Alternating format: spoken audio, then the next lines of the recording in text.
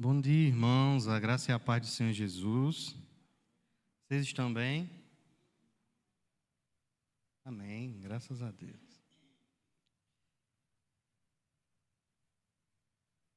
Nessa manhã,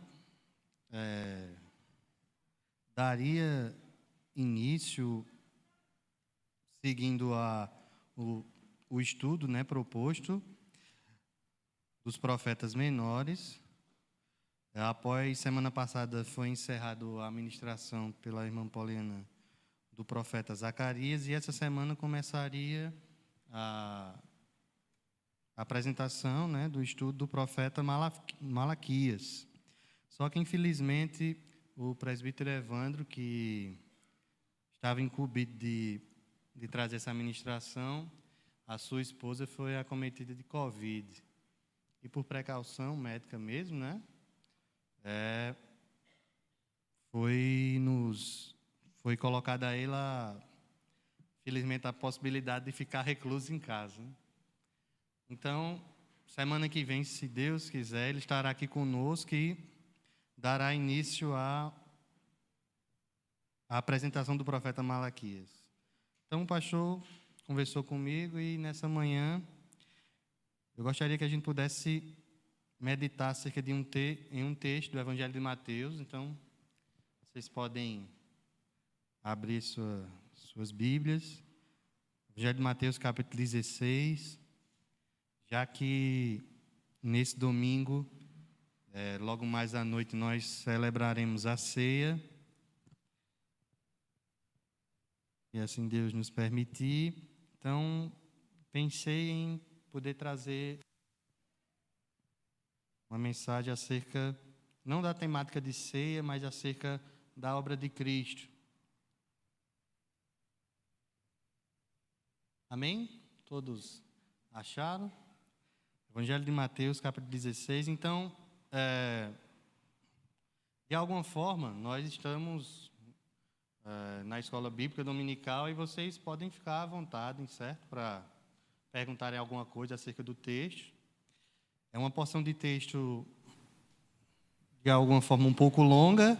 Às vezes, alguns, ao meditá-la ou proclamar ela, às vezes dividem por sessões, certo? Só que existe praticamente uma sessão temática dentro, que é essa que a gente vai ver nessa manhã, que vai do verso 13, capítulo 16 do Evangelho de Mateus, do verso 13 até o final, até o verso número 28, certo? E que passa acerca pela confissão de Pedro, sobre a predição de Jesus acerca da sua ressurreição e a ordem de Jesus para que seus discípulos neguem-se a si mesmos e tomem a sua cruz. Essas três porções fazem parte de um mesmo bloco, certo? Da qual Jesus fala aos seus discípulos. Então a gente vai ler o texto, essa porção, vai dar uma relida em algumas coisas anteriores, para a gente ter uma ideia de onde Jesus estava e o porquê que ele está falando isso a essas pessoas. E pedir que Deus possa falar ao nosso coração, se assim aprover a sua vontade. Amém? A partir do verso 13, Mateus capítulo 16, a partir do verso 13, diz assim: Indo Jesus para os lados de Cesareia de Filipe, perguntou aos seus discípulos: Quem diz o povo ser o Filho do Homem? E eles responderam: Uns dizem João Batista, outros Elias, e outros Jeremias ou algum dos profetas. Mas vós, continuou ele, quem dizeis que eu sou? Respondendo Simão Pedro, disse: Tu és o Cristo, o Filho do Deus vivo. Então Jesus lhe afirmou: Bem-aventurado és, Simão Bar-Jonas, porque não foi carne e sangue que te revelaram, mas meu Pai que está nos céus. Também eu te digo que tu és Pedro, e sobre esta pedra edificarei a minha igreja, e as portas do inferno não prevalecerão contra ela. Dar-te-ei as chaves dos céus. O que ligares na terra terá sido ligado nos céus, e o que desligares na terra terá sido desligado nos céus. Então adverti os discípulos de que a ninguém dissessem ser ele o Cristo. Desde esse tempo, começou Jesus Cristo a mostrar aos seus discípulos que lhe era necessário seguir para Jerusalém e sofrer muitas coisas dos anciãos, dos principais sacerdotes e dos escribas, ser morto e ressuscitado no terceiro dia. E Pedro, chamando-o à parte, começou a reprová-lo, dizendo: tem compaixão de ti, Senhor. Isso de modo algum te acontecerá. Mas Jesus, voltando-se, disse a Pedro: arreda, Satanás. Tu és para mim pedra de tropeço, porque não cogitas das coisas de Deus, e sim da dos homens. Então disse Jesus aos seus discípulos: se alguém quer vir após mim, a si mesmo se negue, tome a sua cruz e siga-me. Porquanto quem quiser salvar a sua vida, perdê-la-á. E quem perder a vida por minha causa, achá-la-á. Pois que aproveitará o homem se ganhar o mundo inteiro e perder a sua alma? Ou o que dará o homem em troca da sua alma? Porque o Filho do Homem há de vir na glória de seu Pai, com os seus anjos, e então retribuirá a cada um conforme as suas obras. Em verdade vos digo que alguns há dos que aqui se encontram, que de maneira nenhuma passarão pela morte, até que venham vir o Filho do Homem no seu reino. Amém? Vamos orar para que Deus possa falar ao nosso coração. Oremos, irmãos. Ó Senhor, nesta manhã, Pai, queremos bendizer o Teu santo nome, glorificar, ó Deus, por a oportunidade que o Senhor nos dá, Pai, de meditar, de pensar na Tua palavra. Por isso te pedimos, ó Senhor, que Teu Espírito trabalhe em nosso coração, transformando, Senhor, as nossas motivações humanas, ó Deus, para uma motivação do Teu reino, para que Teu nome seja glorificado, ó Pai, em nossas vidas. Visite também, Senhor, nossos irmãos que se encontram em casa, ou aqueles que verão essa ministração, ó Pai. Que o Senhor também fale aos corações deles, para a glória do Teu santo nome, no nome de Jesus. Amém? Amém, queridos irmãos. Capítulo 16 do Evangelho de Mateus, ele dá vez, ou ele inicia, a partir de acontecimentos passados. No capítulo de número 15, Jesus, juntamente com os seus discípulos, vai até a região da Galileia. Primeiro, ele se dirige para a região de Tiro e Sidom, que fica bem ao norte de Israel, só que mais próximo do mar Mediterrâneo. Daqui a pouco a gente vai ver uma imagem que vai nos ajudar. E chegando na região de Tiro e Sidom, ele opera um grande milagre na cura da filha da mulher cananeia. Saindo de Tiro e Sidom, ele se dirige até a região da Galileia, e lá na região da Galileia, mais uma vez, ele faz a multiplicação dos pães, a segunda multiplicação dos pães. Vocês se lembram, né, que na primeira tinha uma criancinha que tinha 5 pães e 2 peixes, foi dado a ele, ele fez a multiplicação. E nessa segunda agora, também os discípulos conseguem 7 pães e alguns peixes, e há uma nova multiplicação, e todas aquelas pessoas que estavam ali são alimentadas. O texto vai nos dizer que cerca de 4.000 homens, não fala acerca de mulheres e crianças. Não quer dizer que não tenha, mas com certeza havia mulheres e crianças e idosos. Só que é contado apenas os homens. E só de homens havia 4.000 homens. É recente, né, para nós, o que houve em nossa igreja aqui no Dia das Mães, né?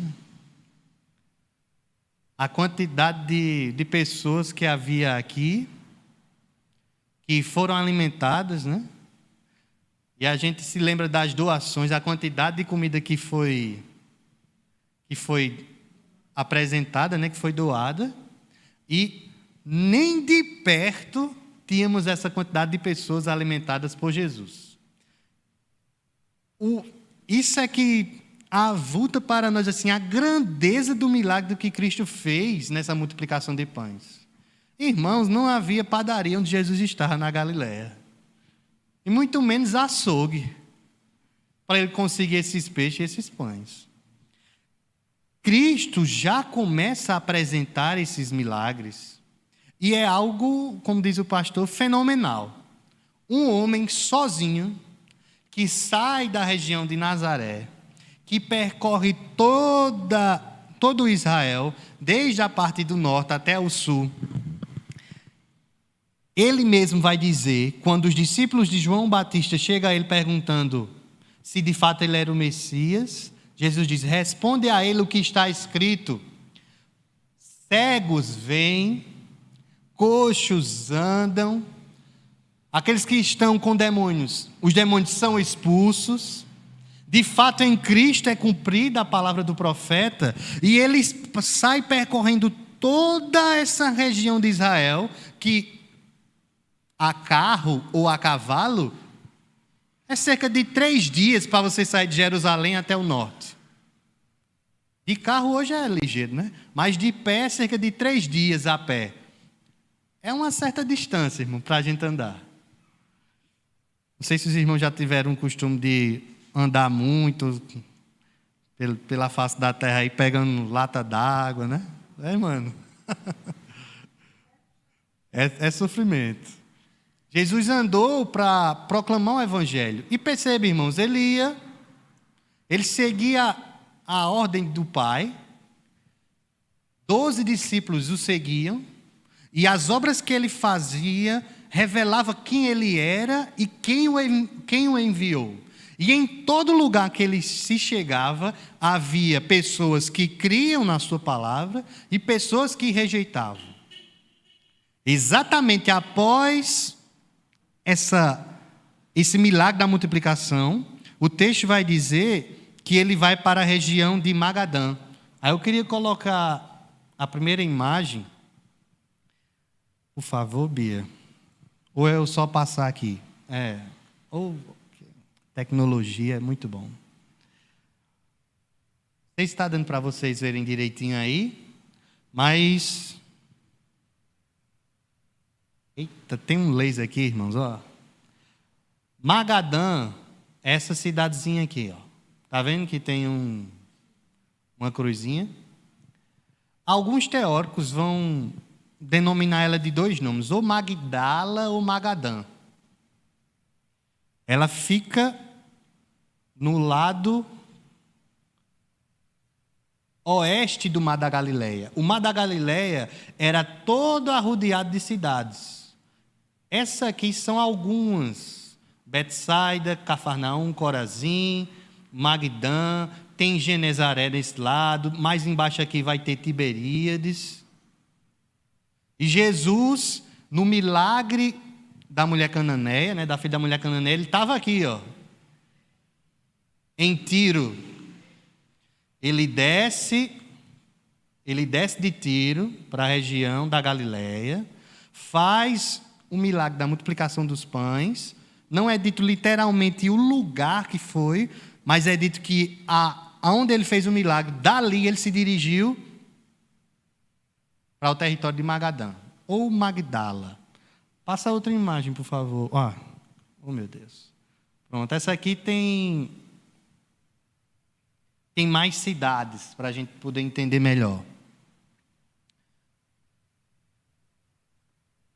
Aqui já não é mais chamado de Magadã, mas sim de Magdala. Nomenclaturas, uns podem pegar a nomenclatura pela língua grega, outros pela aramaica da época, certo? Então, perceba a distância que era da região da Galileia, que é mais ao norte, entre a Galileia e a Judéia, Samaria, e aqui embaixo, Jerusalém, a capital, o lugar de adoração, onde havia o templo e todos os judeus se dirigiam para adorar o Senhor. A Decápolis apresentada também nos evangelhos, da qual Jesus faz um grande milagre em Gadara, no endemoniado dos Gadarenos, né? E ele sai pregando em toda essa região que havia 10 cidades. Nessa obra, nesse milagre em que Jesus opera no mar da Galileia, da multiplicação dos pães e dos peixes, na segunda, já nessa região, Jesus é dito no capítulo número 16, eu queria que a gente voltasse nossos olhos ao capítulo número 16, é nos apresentado uma circunstância onde Jesus começa a ter um diálogo com os fariseus. Os fariseus, eles não estavam apenas em Jerusalém. A grande quantidade de fariseus havia em Jerusalém, mas eles estavam em todo o território de Israel, pois eles trabalhavam tanto como um partido político, como também uma função religiosa. Porque muitos dos sacerdotes, no caso a grande maioria, era dessa linha dos fariseus, e eles estavam por todo o território, além de ensinando o povo a lei de Deus, também fiscalizando o povo. Porque pela lei dos judeus, eles que detinham esse poder de educar o povo, né? De ensinar o povo, eles eram extremamente rígidos e aplicavam a lei sobre o povo, e as ofertas que eram entregues no templo já eram motivadas por esses mesmos fariseus em outras cidades, para que eles fossem até Jerusalém e depositassem as suas ofertas. No capítulo número 16, vai haver esse diálogo entre Jesus e alguns fariseus, de que esses fariseus, não de Jerusalém, mas que estavam nessa região da Galileia, pedem a Jesus um sinal. O texto vai nos dizer, a partir do verso de número 1, do capítulo 16, aproximando-se os fariseus e os saduceus, tentando, essa palavra é de fato o objetivo dos fariseus, era fazer com que Jesus caísse nos seus argumentos, falasse algo contrário às Escrituras, para que eles pudessem condená-lo acerca daquilo que ele iria falar. E o interessante é que quem está escrevendo isso é o apóstolo Mateus, muitos anos depois do ocorrido.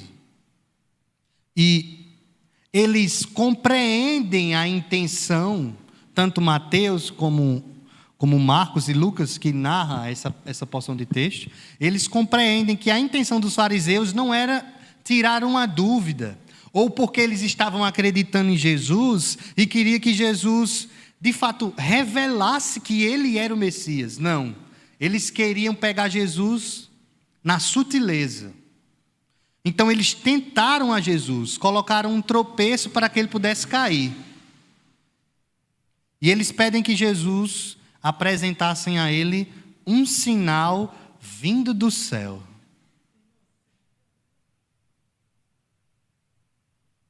Irmãos, um sinal vindo do céu. Aí a gente olha assim e fala, meu Deus, por que esses homens queriam um negócio tão grandioso desse? Um sinal vindo do céu. Na realidade, a ideia deles era de fato algo, como diz o pastor, fenomenal. Um fogo caísse do céu, um meteoro aparecesse, o sol ficasse de outra cor, a lua desaparecesse, as nuvens fugissem. Era algo, vamos dizer, um cataclisma. Por que isso, irmãos? O judeu, ele é um povo de fé, de muita fé, descendentes de Abraão, o pai da fé. Só que os judeus, a fé, por muitas vezes, é motivada por coisas externas. No Antigo Testamento nós vamos observar que existem vários símbolos que vai ajudar os judeus a permanecerem crendo que Deus é o Senhor. Aí existem N símbolos. Quando o povo atravessa o rio Jordão com Josué, eles constroem uma coluna de pedras para se lembrarem que o rio Jordão parou para eles passarem. E eles conquistaram a terra. As tábuas da aliança, que se de fato eles acreditassem que Deus deu a palavra a Moisés, não precisava literalmente uma pedra toda escrita na língua deles, com as leis, mas isso serve de sinal externo para que eles acreditassem. Deus falou na sua lei que eles deveriam ter a sua palavra, a sua lei atrelada na sua testa, no seu coração e no seu corpo. Eles literalmente fizeram isso. Pegaram uma tira de couro, escreveram a lei todinha e amarraram no braço aqui, passava pelo pescoço e na testa colocavam a lei enrolada num pergaminho bem pequenininho aqui na sua testa. Então os judeus, ele tem essa forma de agir de forma muito externa. A fé de fato é algo interna, não é uma emoção, não é uma sensação, é uma certeza, mas para eles terem certeza, eles precisavam ver para crer. Então eles pedem de fato um sinal, e já havia acontecido vários sinais que o Senhor, Deus, fez ao seu povo, de que de fato Ele era com o seu povo. O mar que se abre, o mar vermelho. A obra de Davi contra Golias, que é só Deus que podia fazer um negócio daquele. E o mais próximo do que eles queriam era o que Deus fez através de Elias. Quando Elias colocou os profetas de Baal lá em cima do monte e orou ao Senhor e caiu fogo do céu. Eles queriam algo dessa forma, só que essa sutileza poderia fazer com que Jesus atrelasse a si próprio algo que não era necessário para ele fazer. Jesus sabia quem ele era. E a evidência de que ele de fato era o Filho de Deus não vinha simplesmente de coisas externas. Não era necessário ele ter aberto os céus, ter caído fogo do céu diante daqueles homens para que eles pudessem crer. Ainda tem uma passagem que Jesus, uma parábola do seio de Abraão, que Lázaro, né, o pobre, morre, e o rico chega diante lá, ele se encontra no inferno e vê Lázaro e Abraão no seio de Abraão, e pede a Abraão para que mande Lázaro voltar para pregar aos seus familiares. Porque, imagina uma pessoa ressuscitar, olhe, Dona Maria, se arrependa porque eu estava morto ainda agora e vi seu parente lá no inferno. Ou você, se não se arrepender, você vai parar lá também. Isso não seria um sinal grandioso? Diga aí, por exemplo, né? Deixa eu ver aqui. Aparecesse aqui diante de nós, de repente, aqui Moisés, com a barba bem grande. Irmãos, se arrependam dos seus pecados. A gente poderia, isso externamente, poderia ser algo que nos motivasse a crer. Mas o próprio Abraão diz, rapaz, se ele já tem o que é necessário para crer. Os profetas, no caso, as escrituras, e Moisés, a lei. Se temos as escrituras, que é a palavra de Deus, se essa palavra não tem a capacidade de transformar o coração do homem, então esse homem, na realidade, nunca teve um encontro com Jesus. Então, Jesus não dá sinal nenhum aos fariseus. O sinal que Jesus dá e apresenta é o de Jonas, que realmente é um grande sinal. Mas por trás tem uma mensagem messiânica. Jonas, acredito que vocês se lembram, também já foi estudado aqui, né? No livro dos profetas menores. Jonas foi o profeta levantado por Deus para pregar a sua palavra não aos israelitas, mas ao povo assírio. E Deus o levanta para pregar uma palavra de juízo, de condenação. E os assírios, que eram um povo altamente ruins, povo de sangue quente, brabo, parecendo um sertanejo que tem aí. Jonas simplesmente não quer, foge, porque ele sabia que se ele fosse pregar a palavra de Deus a esse povo, o povo se arrependeria. E Jonas queria que esse povo, que era inimigo de Israel, morresse. Mas, rapaz, Jonas é um profeta fraquinho, não é, rapaz? Aí o que é que acontece? Qual é o sinal que Jesus apresenta de Jonas? Jonas, quando foge, o povo descobre lá a artimanha de Jonas, joga Jonas no meio do mar, o peixe chega e engole Jonas. Jonas passa 3 dias e 3 noites no ventre, como diz aquela musiquinha das crianças, no ventre do peixe. E o texto vai dizer na oração de Jonas que ele se sentia como se estivesse no inferno, né? No Sheol. É algo que a gente vai ver também nessa porção de texto. E após 3 dias, após o seu arrependimento, Deus ordena ao peixe a cuspir ele na praia, para ele andar um bocado de quilômetro ainda para chegar até Nínive. Esse é o sinal. E que sinal seria? Jesus já está falando acerca da sua obra, que seria necessário que ele morresse, passasse 3 dias e ressuscitasse. Os fariseus não creem no que Jesus anuncia. Eles queriam um sinal grandioso. De fato, iria acontecer algumas semanas para frente. Só que, perceba, irmãos, essa obra de convencimento, de transformação, quem realiza no coração do homem não é coisas externas.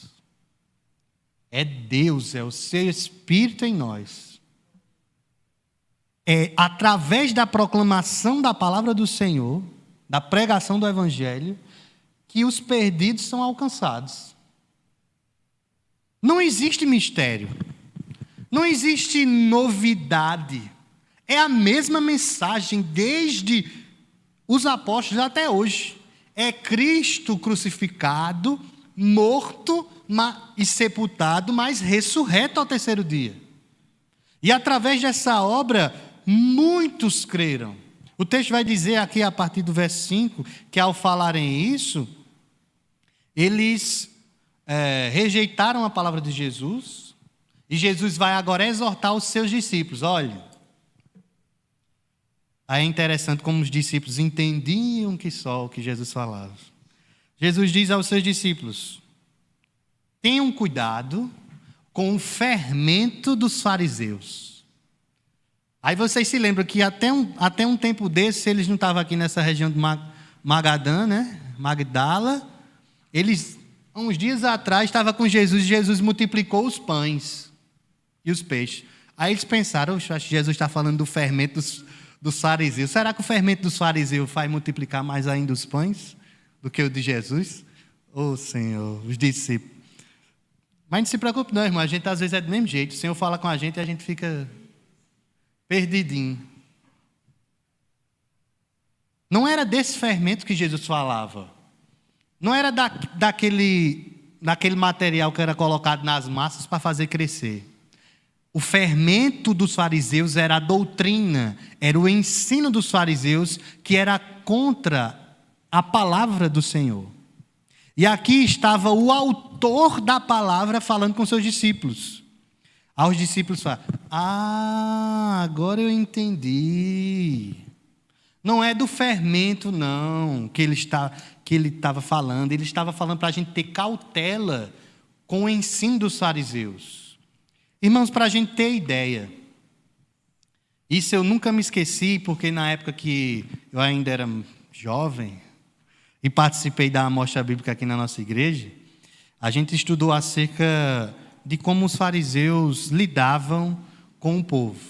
E eles eram extremamente rígidos. Por exemplo, na sexta-feira, à tarde, a partir das 6 horas, né, para eles já começa o sábado.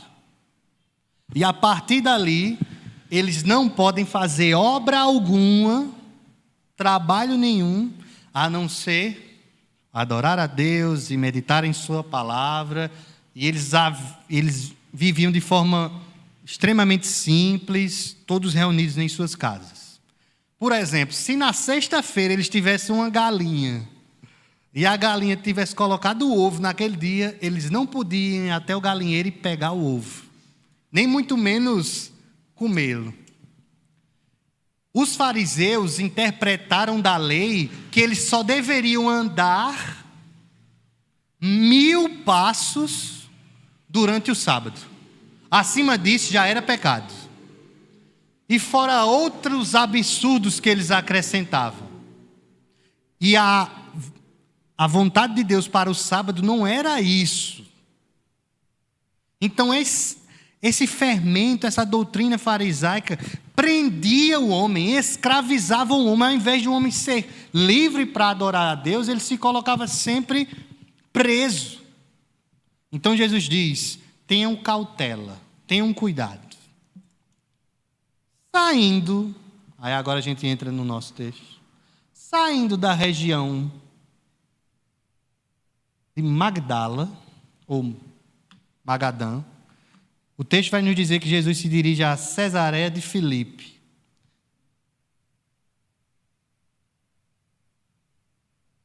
Aqui, essa imagem é melhor. Olha a distância, irmãos. Eles estavam aqui, ó. Saíram daqui e foram mais ao norte. Essa linhazinha azul que a gente está vendo aqui, ó, é o Rio Jordão.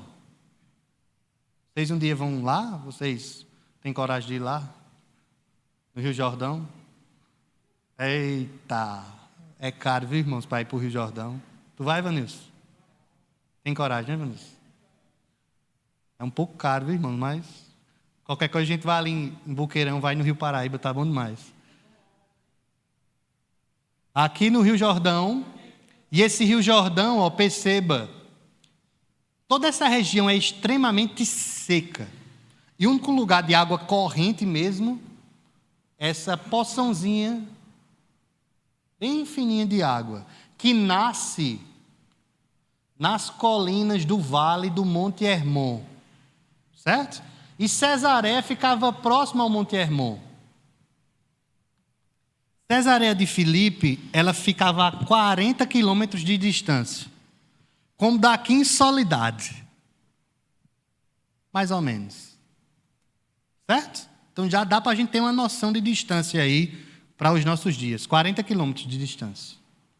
Cesareia, ela já era uma cidade que existia, uma aldeia, que Filipe, o tetrarca, aquele que governou a região da Judéia, mais aqui embaixo, ele deu uma repaginada na cidade, botou calçamento, não botou calçamento não, né?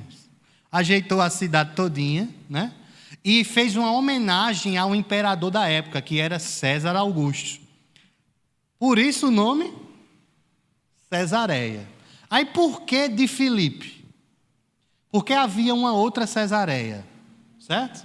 Ela ficava mais ou menos aqui, ó, que é a Cesareia de fato, que foi a primeira cidade construída em homenagem a César Augusto.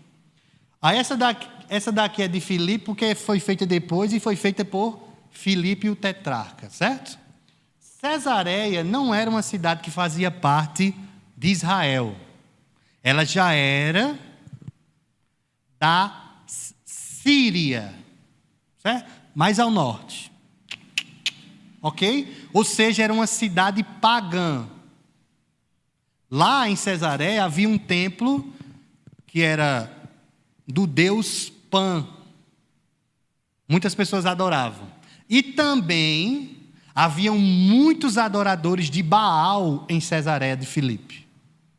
Então a gente já começa a entender o contexto de onde Jesus estava, uma cidade totalmente idólatra, onde existia um templo para um deus específico, que era o deus da cidade, o deus Pan, e havia também outros templos, mas o mais comum, o maior deles era atribuído a Pan, e ela ficava próxima ao Rio Jordão, de certa forma.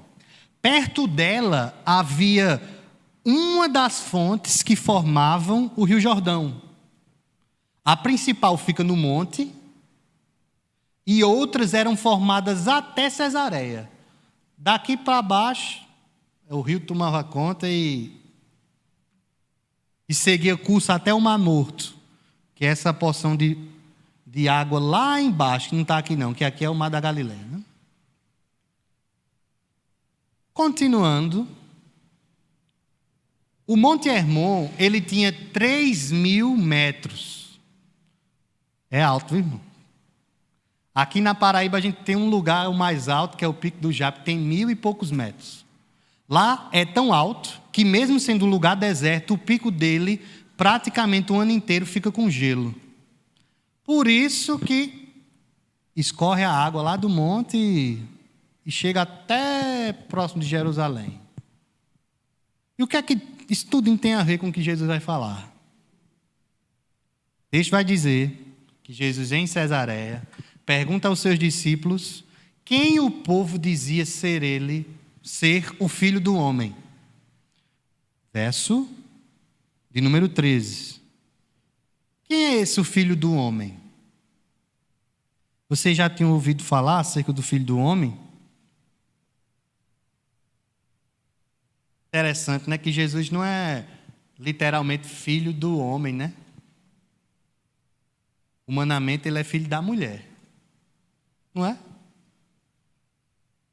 Ele não é filho literal de José, mas nasceu de Maria. Mas por que ele se denomina filho do homem? Esse termo, a priori, é dado de Deus para o profeta Ezequiel. Em várias vezes, Deus fala com Ezequiel, não pelo seu nome, mas como filho do homem. E Jesus toma para si essa nomenclatura, e de fato ele era filho do homem, ele era humano. E se a gente for ler essa mesma porção de texto em Marcos e Lucas, eles não utilizam essa nomenclatura. Mateus a utiliza, porque o objetivo de Mateus é escrever o seu evangelho a judeus. E os judeus entendiam o que é que significava filho do homem. Certo? Então chega Jesus e pergunta aos seus discípulos: o que é que vocês dizem que o povo fala acerca de mim? Por exemplo, vamos pegar alguns personagens aqui do nosso dia a dia, do nosso cotidiano. E se a gente for pegar algum governante ou algum artista ou alguém de algum nome aí qualquer, e a gente perguntar: o que é que você acha de tal pessoa? Alguns terão alguma resposta acerca de alguma coisa dessa pessoa. Por exemplo, o que é que vocês acham do pastor Hernandes Dias Lopes?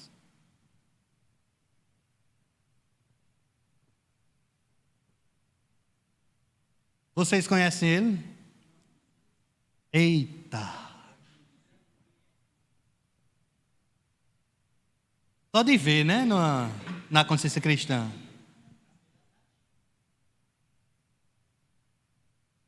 Bem. E aquele que se diz apóstolo Valdemiro? Eita! Ei, pronto, o irmão já chamou. Não vou nem falar que isso não é transmitido. É, de fato. É. Vocês estão vendo, a gente aqui tem uma, né? Acerca dessa pessoa, uma imagem, uma descrição que é bem nítida aos nossos olhos. E pessoas que estão lá na igreja do apóstolo, tem uma outra. Vocês estão entendendo? Então Jesus pergunta aos seus discípulos, por que é que o povo está falando de mim, ou acerca do Filho do Homem? Aí vai haver algumas respostas, e essas respostas é importante a gente pensar nela. A primeira é João Batista. Quem foi João Batista?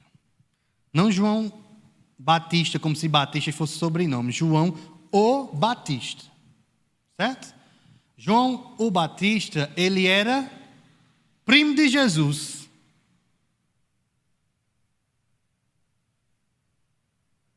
E teve uma grande missão. O próprio Jesus vai dizer que dos homens nascidos de mulher, o maior entre todos foi João Batista. Porque a missão dele era de anunciar, de preparar o caminho para o Messias. Um homem altamente simples, filho de sacerdote, que se dirigiu mais ao sul da Judéia e no deserto pregava aos judeus, dizendo: arrependei-vos. E Jesus foi até ele e foi batizado. Segundo o apóstolo João, Jesus se dirige até João para ser batizado. E João diz que ele era que precisava ser batizado por Jesus. E Jesus diz que não, mas para que se cumpra o que está escrito, João o Batista batiza Jesus. E João Batista diz a João, o apóstolo: eis aí o Cordeiro de Deus que tira todo o pecado. Esse homem foi poderoso em palavras, de tal forma que foi morto. Porque anunciou a sua palavra ao governador da Judéia e ele mandou prender, por conta que ele vivia em adultério, e a sua palavra foi dura e condenou o pecado deste homem. E a gente vai ver já um anúncio acerca do que havia acerca de João, tanto no início do Evangelho de Mateus, certo? Vocês podem olhar a partir do capítulo 3, 2 e 3, também no capítulo número 1 do Evangelho de João. Vocês podem ler em casa e tirarem melhores conclusões, porque a gente não teria tempo para ver tudo isso, certo? Mas João Batista era que o povo dizia que seria o Messias. Mas João Batista morreu. Então, essa predição ou esse pensamento acerca de ser João Batista o Messias não era tão séria, não era tão verdadeira. Mas o povo dizia que João Batista seria o Messias. Outros diziam, segundo os apóstolos, que era Elias, grande profeta do Antigo Testamento, profeta de obras. Ele não escreveu nenhum livro como outros profetas, que a gente vai ver aqui, como Jeremias, mas um grande profeta, poderoso em obras. A gente já falou um pouco sobre ele, da obra que Deus fez por meio dele, um avivamento grandioso em Israel. Elias era um homem temente a Deus, que se dedicou no seu ministério a pregar ao reino do norte e fazer com que o povo se arrependesse da idolatria a Baal, semelhante lá em Cesareia, que já adorava-se a Baal. E Elias, existia uma profecia que vocês vão aprender quando for estudar o profeta Malaquias, no capítulo 4, verso 5. Alguns judeus fizeram uma má interpretação dessa porção de texto, de que Elias voltaria. Eita! Por quê? Como é que foi que Elias morreu? Vanilson, você se lembra, Vanilson? Muito bem. Elias não morreu, ele foi tomado por Deus, né? Numa carruagem de fogo. Eita, galera, foi poder, viu? Irmãos, nesse dia foi algo tremendo. A carruagem de fogo pegou ele e levou para o céu. E a capa dele ficou para Eliseu. Aí havia meio que uma lenda entre os judeus de que esse Elias voltaria. E quando ele voltasse, ele pregaria a palavra de Deus de novo, o povo de Israel seria grandioso mais uma vez. E o profeta Malaquias fala um pouco sobre isso. Eu não vou entrar tanto, porque vocês vão estudar bem ipsilips. Mas havia isso. O povo dizia isso. Aí dizia que Jesus poderia ser esse Elias que viria. Alguns vão entender que essa vinda de Elias, essa segunda vinda, não seria literalmente Elias, mas o espírito dele, em termos de doutrina, de pregação, viria para anunciar o Messias. Alguns interpretam como sendo João Batista, esse que viria com essa obra de proclamação do reino, de arrependimento de pecado, semelhante como Elias fez. Mas Elias também não era o Messias. Outros diziam, verso número 14 ainda, que seria Jeremias. Aí existe algo interessante. Jeremias foi um profeta do Senhor, escolhido por Deus, para pregoar a palavra do Senhor ao reino do sul, aos judeus, né? Da região de Judá. E no final da sua vida, é dito que após a Babilônia chegar forte lá, é dito que Jeremias ele se esconde na região do Egito. E alguns judeus acreditavam que Jeremias foi aquele que escondeu a arca. Olha. E havia essa lenda de que Jeremias voltaria de novo, ou alguém com essas mesmas obras e as mesmas palavras de Jeremias, e traria de volta a arca da aliança, a estrutura do tabernáculo, toda a parte cerimonial de volta, porque até então não existia a arca da aliança dentro do templo, se perdeu. E eles tiraram essa interpretação de uma porção de texto que se encontra em 2 Macabeus 2, 4 ao 8. Vocês já leram isso? Leia não, irmãos, que isso é apócrifo. 2 Macabeus faz parte da porção de alguns textos judeus, e também a Igreja Católica tem esse livro em sua Bíblia. Ok?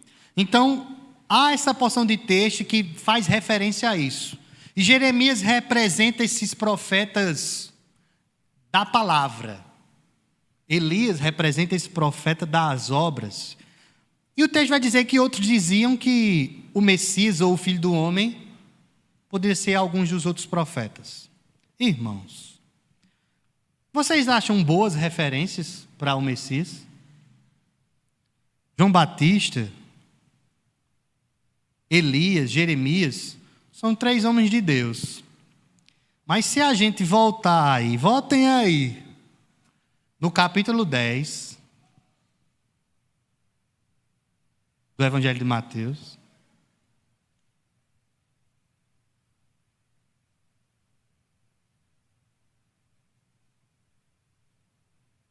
Vamos ler o verso 25. Não, vamos ler o 24, certo? 24, 25. Diz assim, certo? Mateus 10, 24, 25.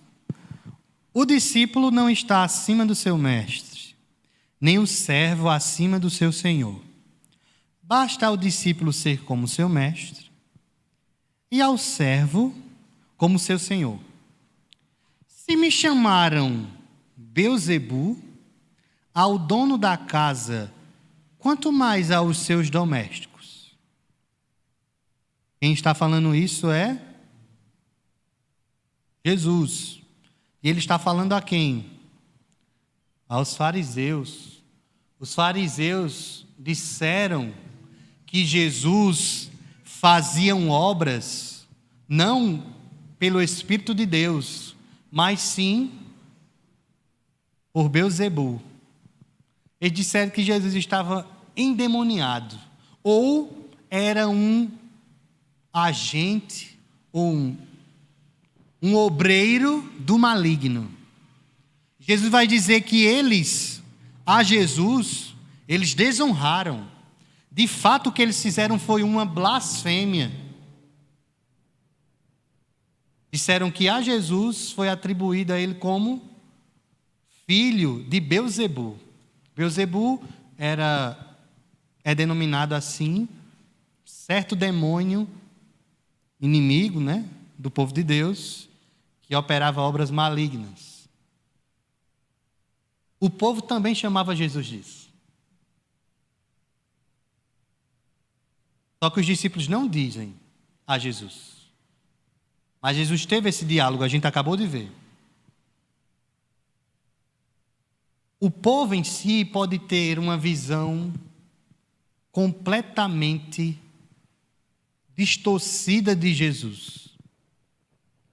E você, se teve uma vida antes da igreja, você pode ter propriedade para falar acerca disso. Você mesmo, aí. Que cada um de nós tínhamos em nós mesmos acerca de quem era Ele, de quem era Jesus.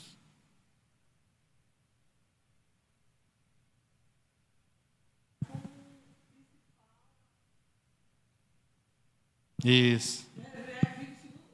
É. Maria. É.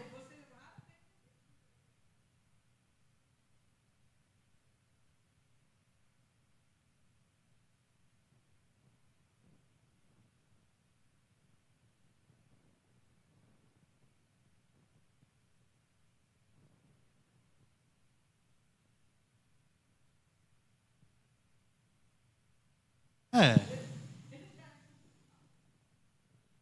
Não existe evangelização, né? Isso. E, para aplicarmos, né, no nosso contexto, perceba que isso, mesmo a gente estando dentro dessa realidade que o nosso país é um país altamente católico, na realidade ele é o maior país católico do mundo, e muitos de nós não temos essa noção, mesmo estando tão próximos a muitas pessoas católicas. Hoje, a Igreja Católica está enfrentando um período, principalmente no Brasil, da qual estão muito atrelado essa questão do conservadorismo, certo? Ligado também a questões políticas, pois uma boa parte da Igreja Católica também se atrelou ao comunismo, muitos se atrelaram ao comunismo, e está tendo essa renovação E a gente pode ver um grande aumento de obras evangelísticas católicas. Eles têm, muitas igrejas têm se entregado ao movimento carismático. Os católicos falando em língua, irmãos. Eita! Vocês já viram um negócio desse? Mas parece que tem. Os católicos falando em línguas. Movimento carismático. E a gente precisaria entender, sim, a forma como eles acreditam de fé ou de salvação. Primeiro, bem parecido com o judeu, o católico acredita que a salvação se encontra na pessoa de Jesus. E os judeus acreditavam que era por serem judeus, descendentes de Abraão. Ok? Para o católico, apenas a criança ser batizada, ela já é salva. A diferença de um batizado, né, na Igreja Católica, para aquele que faz catecismo, crisma, não sei o quê, a diferença desse que só foi batizado e para esse que fez tudo é o tempo no purgatório. Um vai precisar queimar mais as pestanas lá no purgatório e o outro nem tanto, já vai mais direto para o céu. Vocês estão entendendo? Muita cegueira, né? Então, para aquele que seguiu literalmente todos os ritos, foi casado na igreja. Não tem não. Você não vai achar não. Por conta dos livros apócrifos. Certo? Eles retiram essas interpretações de livros apócrifos. Por exemplo, como esse de Macabeus. Certo? Existem N's. E muitas interpretações desses livros. Tá? Outra coisa é a aplicação da fé deles acerca daquilo que o Papa fala. Pois o Papa é literalmente, para a Igreja Católica, um mediador entre Deus e os homens. Por isso que há toda uma comoção, há toda uma preocupação acerca daquilo que o Papa fala. Por exemplo, o que é que tem a ver a gente de meio-dia lá no jornal, aí, o Papa falou que não sei o que, não sei o que. É por conta disso. A influência dele é extrema. Certo? Ele tem essa autoridade que a gente vai ver daqui a pouco, se assim Deus permitir, acerca do papado, a importância do papado para o católico. Certo? Então, até aqui, todo mundo está entendendo? Elias, Jeremias, era o que o povo falava acerca de Jesus. Aí agora Jesus vai fazer uma pergunta direta aos discípulos. Verso 15. Mas vós,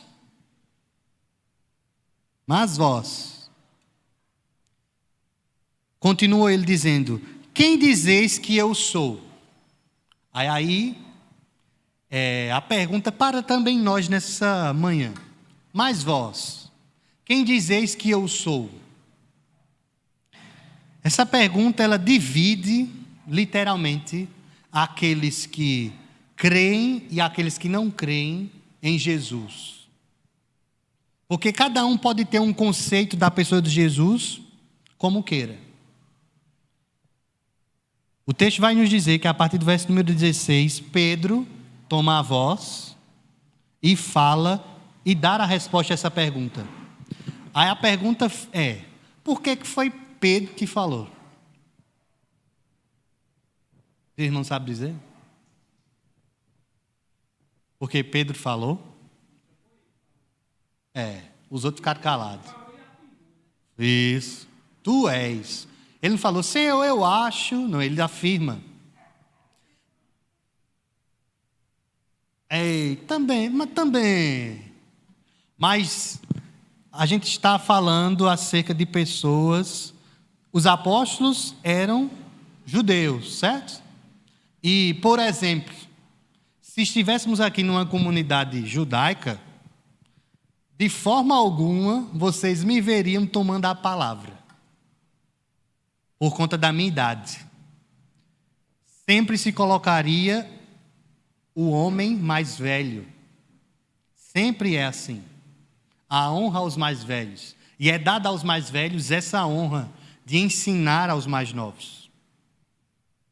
Aí quem era Pedro? O mais velho. Certo? Ele era o líder tanto em idade como em atribuição. Pedro participa de todos os momentos principais de Cristo no seu ministério. Pedro é um dos primeiros discípulos a serem alcançados. Quem foram os primeiros, vocês se lembram? Foram 2. Isso, André e João. Aí André era irmão de quem? De Pedro. E João era irmão de quem? De Tiago. Os irmãos mais novos, depois que viram João Batista falando, esse é o Cordeiro de Deus. Aí eles saem, vai até os seus irmãos mais velhos. Aí chama Pedro e Tiago. Aí já eram. Depois eles vão a Filipe. Aí depois eles vão a Natanael. Aí assim vai alcançando. Aí alcança Mateus. Aí conclui os 12. Mas os primeiros foram eles, os 4. E esses 4 primeiros tomam sempre a liderança em todas as ocasiões. Que é justamente aquela musiquinha diz. Pedro, Tiago e João no barquinho. Eles 3 participam das principais passagens de Jesus. Sempre estão presentes dentre os discípulos. Uma delas é a transfiguração, que acontece no capítulo 17 de Mateus. Mas, dando continuidade...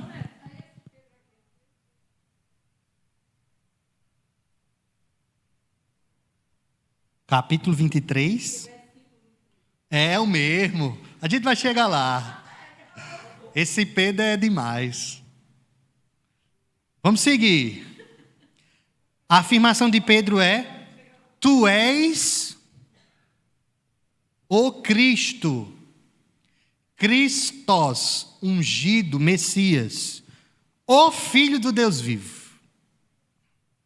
Que afirmação Pedro dá? Baseada nas Escrituras. Por conta do tempo, nós não temos tanto tempo para falar acerca disso. Mas fica para a próxima. Eu separei aqui cerca de 20 citações do Antigo Testamento que fala que Jesus, ou o Messias, era o Filho de Deus, ou é ungido ou o Messias. E Pedro atribui a Cristo ele diz quem Cristo é baseado nisso. E isso só poderia ser dito se Deus tivesse revelado a Pedro isso. Porque isso, como um ungido de Deus. Aí a gente precisa entender o que é que as Escrituras falam acerca do ungido, acerca do Messias, e o que é que os judeus esperavam do ungido e do Messias. Certo? Por exemplo, quando a gente vai num doutor, num médico, aí uns dizem, rapaz, aquele médico é bom demais, vamos lá que... Ele diz, esse médico é bom demais.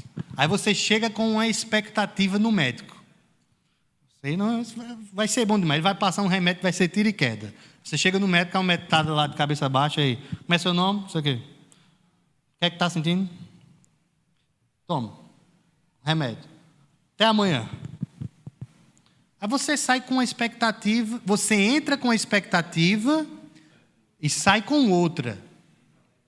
Os judeus, ao chegarem a Jesus, como lemos ainda agora, eles chegaram com uma expectativa. Mostra-nos um sinal a Jesus, o de Jonas. Eles queriam fogo do céu a Jesus. Vão ler as Escrituras, vão ver lá o de Jonas, o sinal de Jonas. E a expectativa dos judeus era que o ungido de Deus, enviado por Deus, ele seria um governante. Ele lideraria o povo de Israel para libertar-se de qualquer império, ou reino, ou rei, ou político, ou governador, que se colocasse oposto aos israelitas, para que Israel tivesse de novo a glória que teve no tempo do rei Davi. O rei, da qual Deus disse que da sua descendência nasceria esse Messias, nasceria o rei. Aí nós vamos ter vários textos. Deuteronômio capítulo 18, eu vou citar aqui que vocês em casa depois lêem. Deuteronômio capítulo 18, 15 e 18 vai falar que o Messias seria um profeta. Lucas 24, 19, Atos 3, 22, 7, 37. Vai ser dito também que esse Messias seria como um sumo sacerdote. Salmos 110, verso 4, Romanos 8, 34, Hebreus 6, 20, 7, 24 e 9, 24. E também esse Messias seria como um rei eterno, um rei, simbolizando, símbolo do rei Davi. Salmo 2, verso 6, Zacarias 9, verso 9, Mateus 21, 5, 28, 18, Lucas 1, 33, João 10, 28, Efésios 1, 20 a 23, Apocalipse 11, 15, 12, 10, 17, 14, 19, 6 e tantas outras. São algumas que eu peguei, certo? Todas essas passagens eu falei rápido para justamente vocês verem em casa, sabe? Vocês pausam no YouTube e assistem. E essa nomenclatura do ungido era esse conceito que os judeus tinham, de um rei poderoso, com um grande exército, que com mão forte lideraria o seu povo para se libertar dos romanos. Aí chega Jesus, dizendo: o que é de César, dai a César. E o que é de Deus, dai a Deus. Aí os judeus acreditavam, é olho por olho. Alguém tirou o seu olho, tira o dele. Arrancou um dente, arranca o outro. Matou um boi seu, ganha outro boi. Aí Jesus chega e diz: se alguém der na tua face, aí tu dá a outra. As escrituras não, os fariseus diziam: odeiem o seu inimigo. Aí Jesus: orem por quem vos persegue. Que ungido é esse? Que não faz a nossa vontade, porque a vontade do homem era o quê? Se libertar do império que aprisionava eles, serem livres, terem posse, serem ricos. Jesus é o Filho de Deus vivo, que a sua obra não veio para atingir simplesmente a matéria, governos, veio para dar vida ao perdido, para dar salvação. O seu próprio nome o diz, Jesus, Jeová salva. Então Jesus, mediante o que Pedro diz, e Pedro não fala apenas de si próprio, aí a gente precisa entender esse contexto. Por que só Pedro falou? Pedro era o líder do grupo, dos discípulos, e ele fala pelo grupo. Então, esse conceito vai nos ajudar a interpretar mais à frente o que Jesus vai dizer acerca de Pedro. Ok? Todo mundo entendeu? O que é que acontece depois? Jesus diz: bem-aventurado és, Simão Barjonas. De onde Jesus tirou esse nome? Pedro, o nome dele era Simão Pedro. E o que quer dizer Barjonas? Barjonas quer dizer que Simão Pedro é filho de Jonas. Certo? Então a palavra Barjonas, no hebraico, quer dizer Simão, filho de Jonas. Ok? É tipo eu, Osildo, filho de Osildo. Eu sou neto, né? Meu pai é Júnior. Vocês estão entendendo aí o mistério, né? Né, Vanilson? Entendeu? Tipo Vinícius, filho de Vanilson. Só que era Simão, filho de Jonas. Aí Jesus vai dizer, por que ele é bem-aventurado? Por que ele é feliz? Porque não foi carne nem sangue que revelaram a ele, mas sim meu Pai que está nos céus. Apenas o Pai pode revelar aos homens o Filho. E apenas o Filho pode revelar o Pai aos homens. Que coisa maravilhosa. O Pai revelou a Simão, a Pedro, que Jesus era o Cristo, Filho do Deus vivo. Aí agora Jesus vai falar algo a mais. Além de declarar bem-aventurança a Pedro, né? A Simão, por ele ter dito isso, e de fato ele não dá a glória a Simão. A glória não está em Simão por ele ter falado isso. A glória é de Deus. Porque homem nenhum tem em si mesmo a visão de que Jesus é o Cristo, Filho de Deus vivo, se o Pai não revelar. Por isso que não há glória no homem na salvação. A glória é totalmente de Deus. Então Deus, pela sua graça e misericórdia, revela aos seus discípulos que o Mestre, que Jesus, é o Cristo. Ele não é simplesmente um rabino que decidiu sair por essas regiões só operando obras e milagres, porque milagres e obras foram operadas muitas vezes por esses homens aqui anteriormente, que foi citado pelo povo, Elias. Elias ressuscitou mortos. Elias fez fogo do céu descer. Jeremias falou a palavra do Senhor para o povo. E se cumpriu o que Jeremias falou. Mas aqui está alguém que é maior do que Elias, maior do que João Batista, maior do que Jeremias. É Deus encarnado diante deles. É literalmente o Filho de Deus. E agora o Filho de Deus diz ao seu discípulo, ao líder do seu corpo, né, apostólico, que a glória da sua declaração não pertence a ele, mas sim ao Pai que o revelou.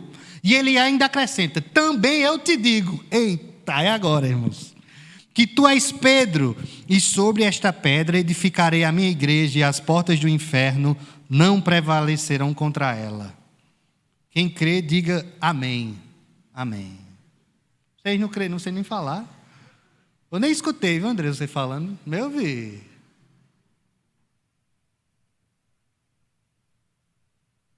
Jesus é lindo demais, irmãos. Lembrando, isso foi escrito na língua grega, certo? A priori, bem depois, por Mateus e os escribas que estavam com ele. Mas isso foi conversado na língua hebraica, certo? Vamos para frente. A palavra Pedro, o nome Pedro, ele deriva da palavra que vai dar pedra. Por isso que é bem parecido, né? No português é só tirar uma letra. Então a palavra que dá origem à pedra também dá origem a Pedro. Aí Jesus faz um jogo de palavras aí. Certo? Ele vai dizer: tu és Pedro. E sobre esta pedra edificarei a minha igreja, e as portas do inferno não prevalecerão contra ela. Vamos dividir esse verso, certo? Até edificarei a minha igreja. Para essa porção de texto, vai haver 4 interpretações. Uma delas é uma interpretação católica, certo? Aí vamos lá. A primeira interpretação da confissão de Pedro, certo? É que a confissão de Pedro, o que Pedro diz: tu és o Cristo, o Filho do Deus vivo, é essa pedra que Cristo iria edificar a sua igreja. Então vamos pensar assim: tu és o Cristo, Filho do Deus vivo. Sobre essa sentença era que Cristo iria edificar a sua igreja. Essa é uma interpretação. Todo mundo entendeu?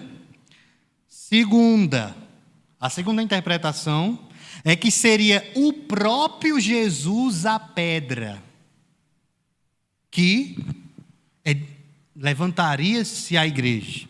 Aí só para a gente poder entender aqui um pouquinho. Eita! Isso são um símbolo, né, uma imagem ilustrativa de algumas construções da época de Jesus. Ali à esquerda está o arco romano, certo? É a ideia do povo romano. Se vocês forem lá para a Itália, depois de irem para o Jordão, como vocês disseram, vocês vão encontrar muito esse tipo de construção. De forma incrível, eles conseguiram chegar nessa formação onde essa estrutura consegue suportar grandes pesos. Ok? E essa pedrinha aqui, ó, que eles estão chamando de pedra angular, era a última pedra a ser colocada nessa estrutura, certo? Porque ela precisaria ser cortada especificamente no espaço ideal que a cabia. Ok? Então, mais na frente a gente vai ver que Jesus vai se denominar como a pedra angular. E essa pedra, ela dá sustentação a essa parte aqui e a essa outra parte aqui. Ela é cortada especificamente para aquele arco. Cada arco tinha uma pedra específica. Ok? Existia uma outra forma, um outro conceito de pedra angular, que essa pedra é justamente a pedra que dá o ângulo, é a pedra de esquina. Por exemplo, aqui, ó, vocês estão vendo aqui, ó, a luzinha aqui, né? Os irmãos que estão em casa não estão vendo, desculpa aí, irmãos. Aqui nesse ângulo aqui, ó, existe uma coluna aqui, para dar sustentação, certo? Nesse ângulo aqui, se não tivesse uma coluna aqui, essa estrutura aqui dessa igreja não suportaria.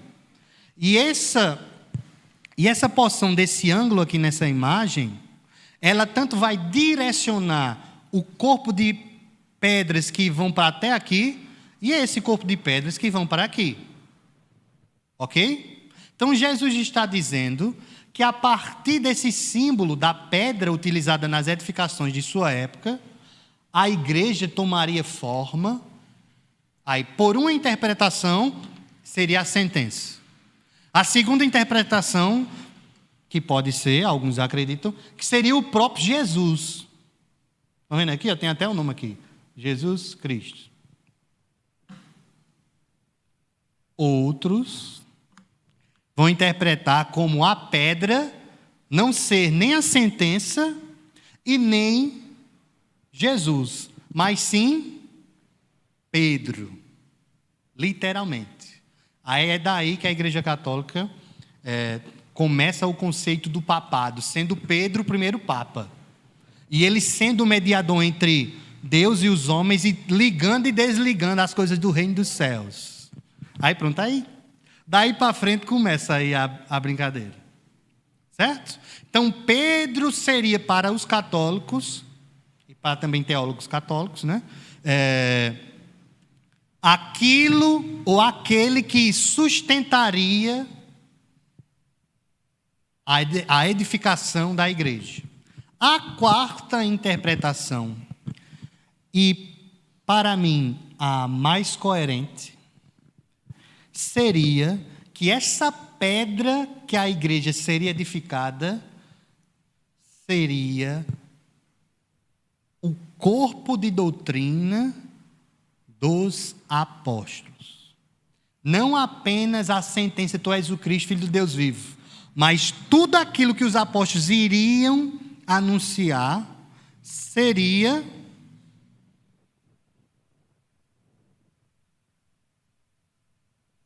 a pedra da qual a igreja seria edificada. Aí de onde tu tira isso, Neto? Dos próprios apóstolos.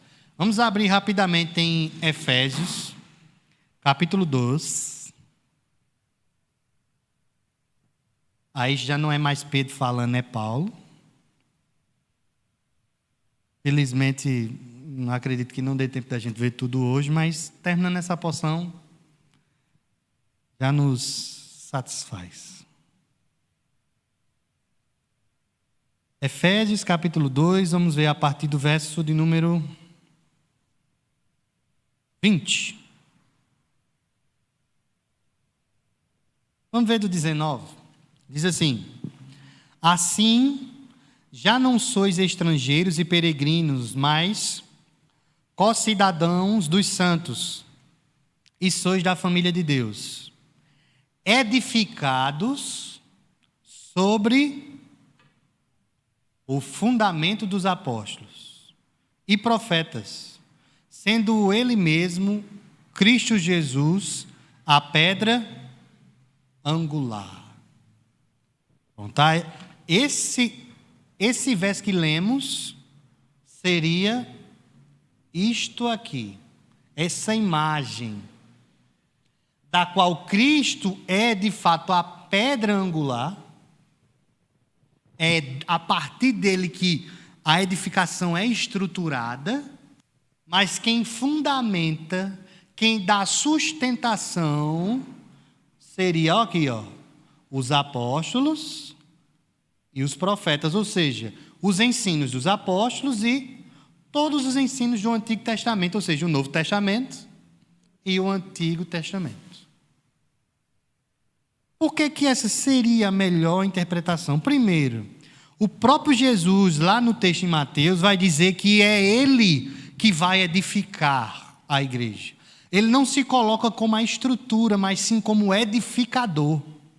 Então, aquilo que fundamenta, aquilo que está como sustentação da estrutura do edifício da igreja, não pode ser Ele realmente, mas sim um corpo de doutrina dos apóstolos e dos profetas. Vem dele o que os apóstolos falaram? Sim. Vocês compreendem? Quando Paulo diz...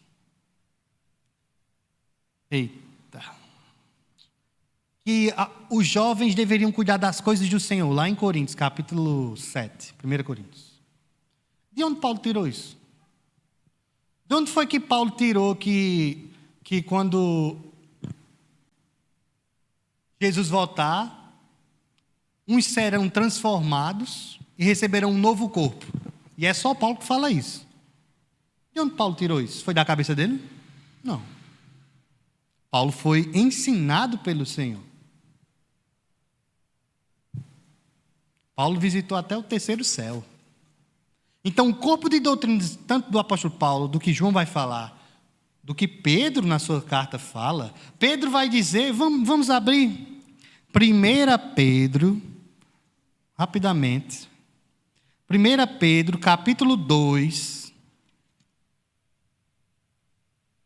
Olha mesmo o que Pedro irá nos dizer. 1 Pedro, capítulo número 2. Verso 4. Os católicos dizem que Pedro é a pedra que sustenta a igreja. Aí Pedro vai dizer, 1 Pedro, capítulo 2, verso 4. Chegando-vos para ele, a pedra que vive, rejeitada sim pelos homens, mas para com Deus eleita e preciosa, também vós mesmos, como pedras que vivem, sois edificados, casa espiritual para ser de sacerdócio santo, a fim de oferecer de sacrifícios espirituais agradáveis a Deus, por intermédio de Jesus Cristo. Pedro acho que aprendeu a lição. Porque a gente vai ver um pouco mais na frente que Pedro vai pedir para Jesus não se dirigir à morte. Mas para concluir essa primeira sessão, para a gente não ficar perdido, Vocês compreenderam o porquê que essa pedra da qual Jesus irá edificar está fundamentada na doutrina dos apóstolos e profetas, e Jesus é de fato a pedra de esquina, a pedra que delimitará para onde a igreja crescerá, e ela cresce na base da doutrina dos apóstolos. Por isso que a igreja que diz que tem Jesus como pedra angular, mas rejeita, acresce ou retira algo do que está na lei, algo do que está nos profetas, ou seja, no Antigo Testamento, e do que está na doutrina dos apóstolos, essa igreja não cresce. Na realidade, essa igreja não é de Jesus.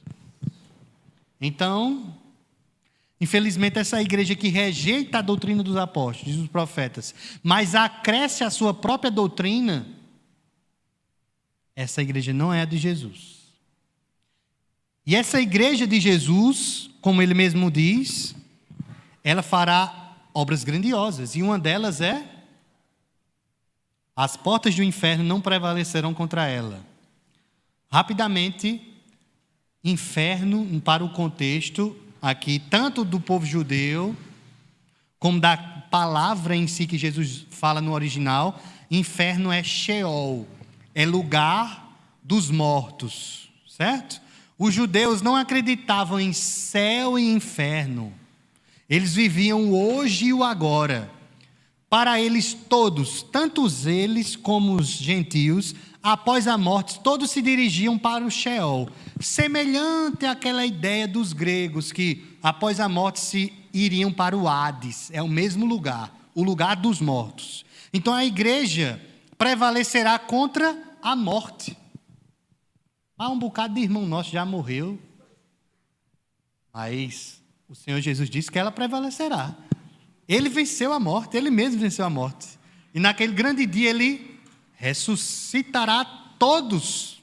Todos os homens serão ressuscitados. Os que tiverem morto, né?